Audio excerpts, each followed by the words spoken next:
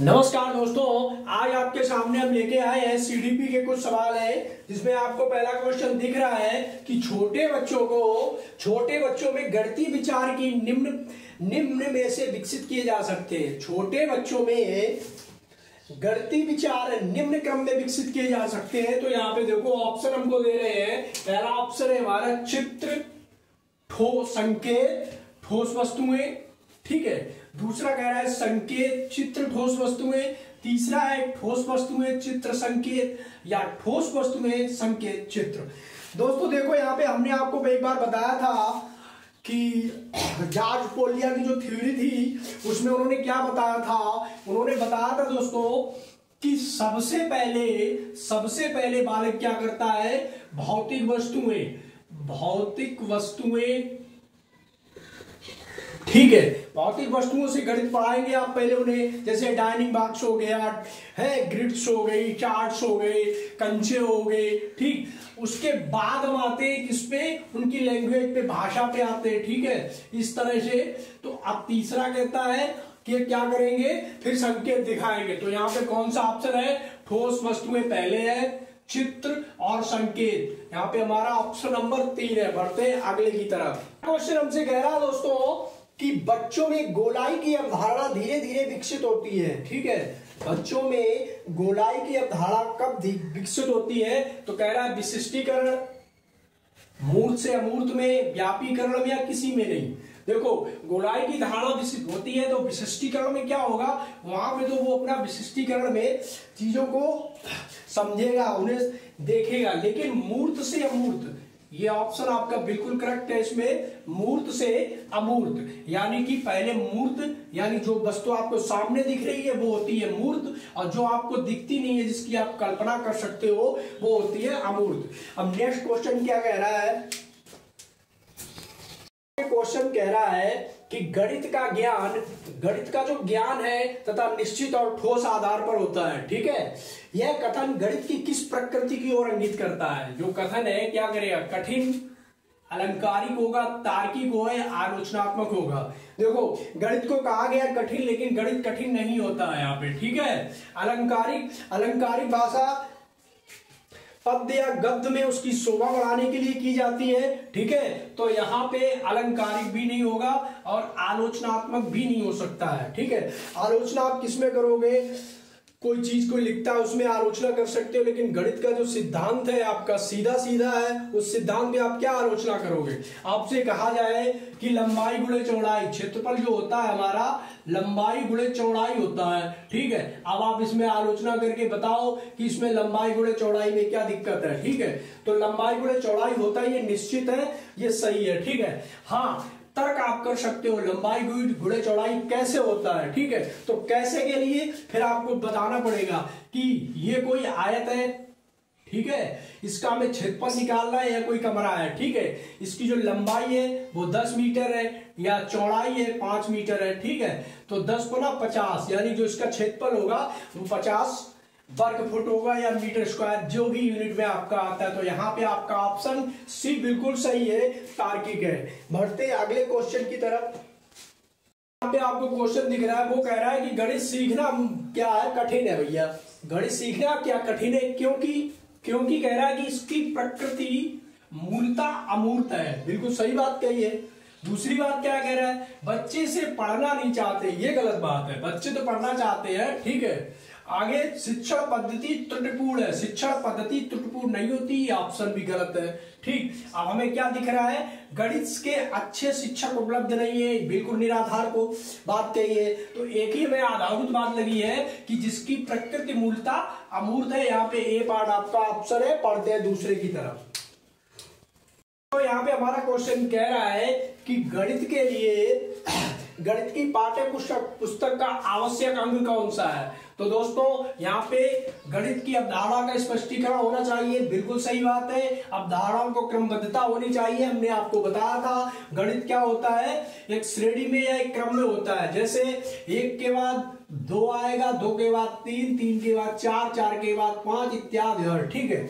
तो यानी कि ऐसा नहीं हो सकता है कि पहले दो आ जाए फिर एक आए, पहले पांच आ जाए फिर तीन आए, नहीं, क्रम में ही होता है। तो हमारी ये भी बात सही है। दूसरा कह रहा है अवधारणाओं को व्यवहारिक जीवन से जोड़ना, जरूर जोड़ना चाहिए। गणित को व्यवहारिक जीवन से जोड़ेंगे तभी तो बाकी हिसाब किताब दुनिया में कर पाएंगे, ठीक है। और अगला है उपरोक्त सभी बिल्कुल सही है। अगला क्वेश्चन क्या कहता है इसमें देखते हैं आगे।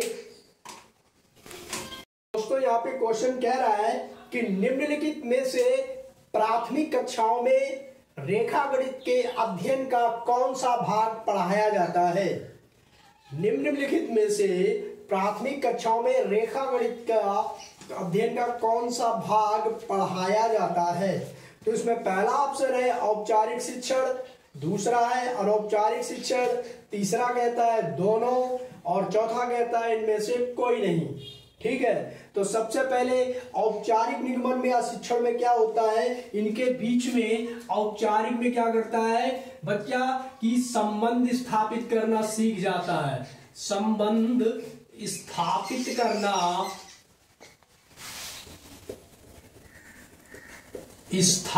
करना सीख जाता है, ठीक है। अब बात कर रहे हैं हम दूसरे की अनौपचारिक रेखा गणित। इसमें क्या करता है बच्चा, इसमें संबंध तो सीख ही जाता है, उसके साथ साथ वो क्या करता है, तर्क युक्त सोच हो जाती है उसकी, ठीक है। यानी कि अनौपचारिक का निगमन का मतलब है दोस्तों, अनौपचारिक में मतलब बच्चा ये समझो कि हाई स्कूल में होता है, ठीक है। तो अब रेखा गणित में जब वो औपचारिक में क्या करेगा, संबंध बनाने लगेगा, उन्हें सिद्ध करने लगेगा, ठीक है। और दूसरा उस सिद्धांत को समझ जाएगा। और प्राइमरी में यहाँ अनौपचारिक, जब वो अनौपचारिक में पहुंचेगा, ठीक, अब क्या करेगा, अब वो संबंध बनाएगा, उनके बीच की देखेगा उनके बीच में क्या संबंध है। जैसे कोई त्रिभुज है इस तरह का, तो ये बच्चा कहेगा इस त्रिभुज के तीनों कोणों का मान 180 अंश होता है, ठीक है। अगर हम इस तरह से त्रिभुज बनाएंगे तो वो कहेगा ये समकोण त्रिभुज है और इसके कोण का मान 90 डिग्री होता है, ठीक। और हम उससे और आगे बढ़ के कहें, हम उससे ये बता दें कि ये क्या है, तो वो कहेगा ये अधिक कोण है, ठीक है। इस तरह से वो इन दोनों चीजों में क्या करता है, संबंध बनाना सीख जाता है और उनके विषय में चित्र बनाना, उनके सिद्धांतों को सिद्ध करना, आप चीजों को सीख लेता है। तो यहाँ पे जो ऑप्शन आपका है वो दूसरा है अनौपचारिक रेखा गणित। आते हैं अगले क्वेश्चन की तरफ। तो यहाँ पे क्वेश्चन है, कह रहा है कि प्राथमिक स्तर पर गणित का क्या महत्व है।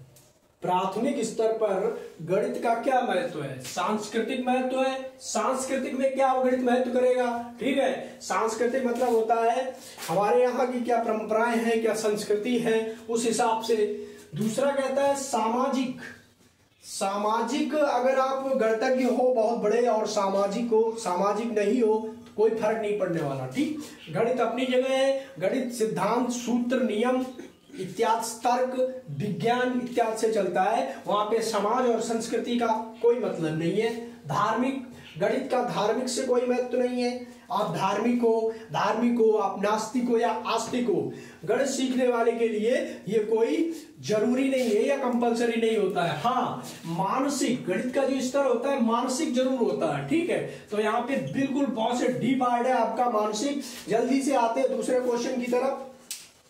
दोस्तों यहाँ पे क्वेश्चन है कि गणित की उन्नति और वृद्धि देश की विभिन्नता से संबंधित है। किससे है, गणित का सामाजिक मूल्य है, गणित का नैतिक मूल्य, गणित के कलात्मक मूल्य या गणित के अनुशासनात्मक मूल्य, ठीक है। गणित में नैतिक मूल्य नहीं होता है, कलात्मक नहीं होता है और अनुशासनात्मक नहीं। तो गणित का ऑप्शन हमारा सही आएगा, गणित का सामाजिक मूल्य। हमारा क्वेश्चन ऑप्शन नंबर ए सही है, गणित का सामाजिक मूल्य। और एक और आखिरी लास्ट क्वेश्चन है, गिनती कौशल विकसित करने के लिए, बच्चों में गिनती कौशल विकसित करने के लिए उनमें पूर्व संख्या अवधारणा के रूप में क्या आवश्यक नहीं है। संख्या का नाम पढ़ना, क्रमबद्धता, एक संगतता और समूह बनाना। तो गिनती सीखने के लिए क्रमबद्धता तो होनी चाहिए, लेकिन क्रमबद्धता कब आएगी? जब आपको संख्याएं आएंगी। आपको यही नहीं पता है कि 1 होता है, 2 होता है, 3 होता है या 4 इस तरह होता है।